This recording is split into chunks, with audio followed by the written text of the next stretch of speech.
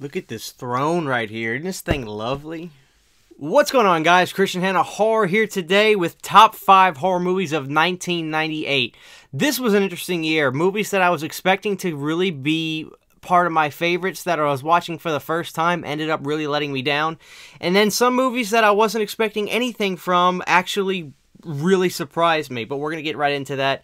So let's get started. 1998, a very interesting year. Some movies that I've already seen, some movies that I haven't, and it was quite a surprise. So here we go. Coming in at number 5 is a movie that I finally watched because of the Joe Bob Briggs special. That is Phantasm IV. Yeah, I know Phantasm IV is not the best one when you go back and look at the series, but what I really did like about Phantasm IV, along with the old school horror feel that the movie has, is the scene with Reggie and the cop.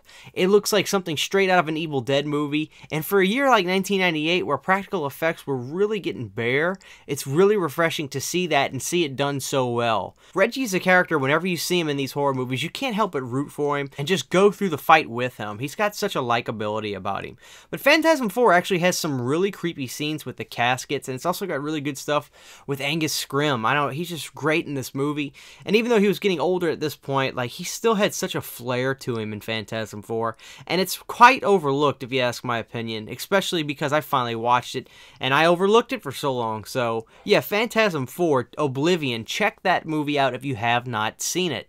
Coming in at number 4 is a movie that I finally watched again as well this year, and that was Urban Legend. You know, here we go. It's post-Scream. We've got a bunch of movies coming out just like this. Some of them so great, some of them not so great, some of them okay. But a great one, in my opinion, is definitely Urban Legend. I really like this movie.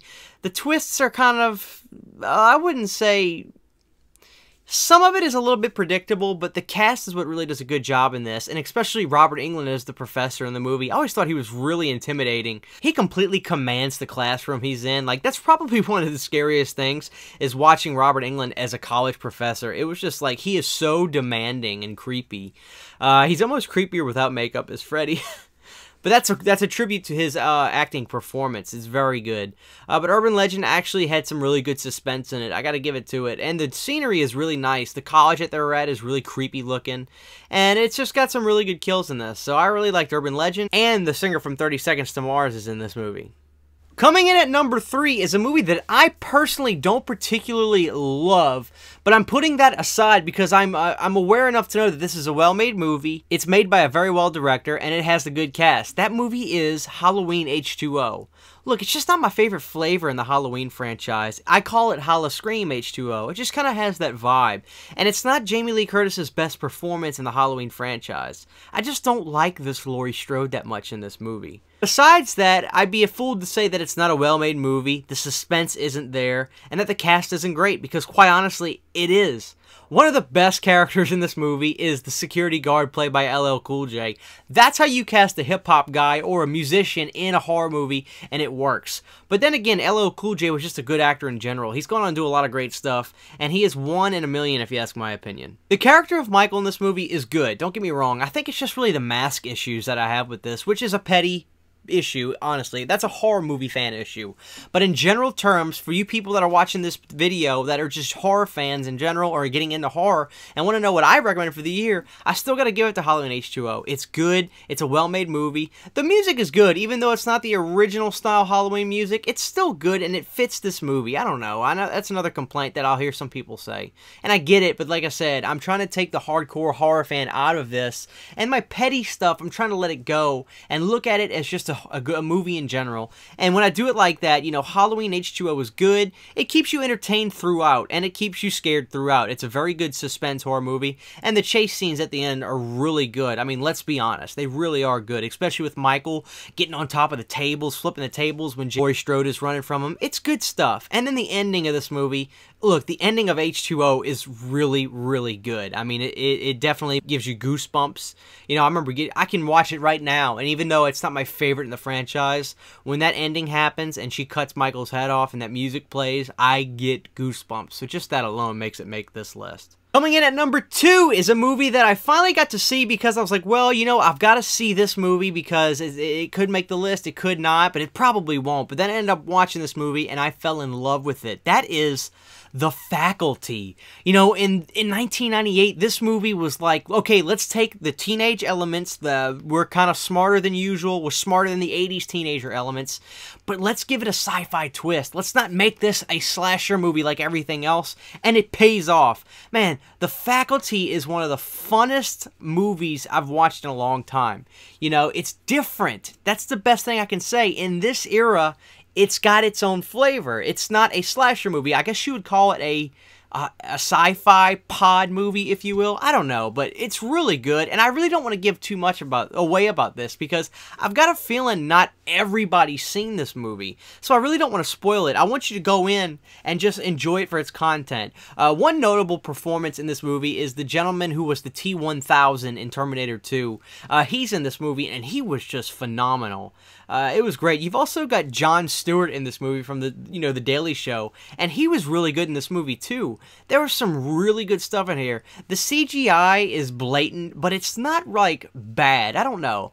You know, in the late 90s, CGI was really coming around, but it was starting to get, good anyway. I don't want to say coming around, but I guess you could say coming around. But regardless, it was pretty good. You know, but The Faculty was so fun. Like, I wouldn't say you're going to get scared by this movie, but it's so fun. It's one of the most enjoyable movies from the late 90s, in my opinion. And although I haven't seen every horror movie from the late 90s, at this point I've seen a lot. So that's going to be my number 2. I can't emphasize enough how much I love The Faculty. I don't necessarily have so many honorable mentions, but I do want to say this, and just being pure honest. You know, I watched John Carpenter's Vampires recently because I was like, okay, I've got to see this movie because it's 98. And I gotta be honest with you, I was kind of bummed out. I'm not doing this video to just say I'm going to hate on it, but I do want to give you guys a little bit of foresight on what's going on because you may have been wondering, why is this not on my list? I just thought it was kind of okay. I don't know. It's not the best vampire movie, and it's definitely not John's best movie. I don't know. I really was hoping for more, but you know what? It just kind of didn't make it for me. I will give an honorable mention, though, to Bride of Chucky. Look, this movie is got a love-hate relationship with a lot of people. It's enjoyable on the surface, but there's nothing notably just great about it to me. Look, I don't want to compare it to the first Child's Play movies because it's almost like it's almost like a reboot in a sense, although it's not. It's in the same continuity, but it completely flips the whole franchise on its head in terms of suspense, in terms of horror. It's like a comedy movie. So I really almost don't want to put it in this list because this is a horror movie list, but it's still Chucky, so it's got to be horror at a certain level. Can find enjoyment out of Bride of Chucky, but it's not going to make my top 5 list of 1998. Okay, here we go. My number 1 of 1998, and this is going to get extremely controversial, but Christian Hannah Horror is always honest. This is a movie I watched years ago because I got it on a DVD at a pawn shop. Just like, oh, I didn't know this was done. And I watched it, and I absolutely adored it. Are you guys ready for this? And this is not a troll. I really do love this movie. The 1998 remake of Psycho. That's right. I can already see the dislikes coming. Hopefully not. But look, Psycho of 1998, Gus Van Sant basically did a shot-for-shot remake. You could say that's lazy. You could say that is artistic. I don't know what you want to call it. But this movie definitely gets flacked a lot. And I can see why, because look, Psycho is arguably the greatest horror movie ever made. A lot of people think that. And to even remake it in the first place seems sacrilege. And I'm not necessarily going to disagree with that. But for me personally, as a kid who grew up in the 90s and is a millennial, whatever you want to call me, I don't know. When I watched this movie, I just loved it. I think Vince Vaughn is really good as Norman Bates. I'm not going to say he's better than Anthony, but I thought he was great. This movie just connects with me. I love watching it. It is my Psycho. I watch it a lot.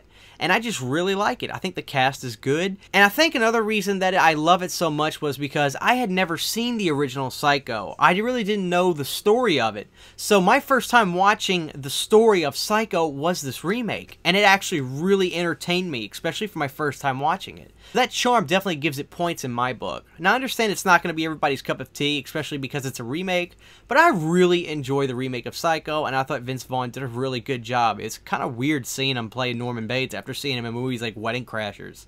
There's my top 5 list for 1998, guys. A very interesting year, and, you know, I was expecting to put certain movies on my list, and then I didn't, and then other movies I wasn't thinking much of actually got in there. You know, and one movie I never got to see, and I couldn't really wait too much longer to put this video up, was The Phantoms, which I will watch that movie soon if I can get my hands on it, and I'll let you guys know what I think about it.